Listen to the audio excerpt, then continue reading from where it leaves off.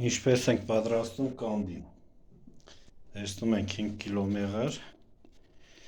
տակաստում ենք 40 լիտրանոց ալյումինե բակի մեջ, խառնում ենք հետ զետե 20 կիլո շաքարի պուդր։ Այնքան ենք խառնում, մինչև դառնա համասեր զանգված։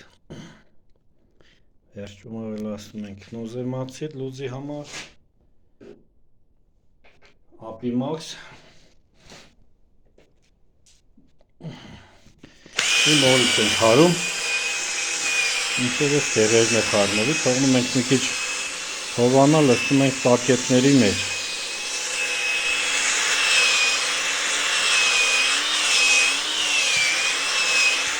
Քանի տաք է, միքսերով հարելը հեշտ է, հենց սառավ էլ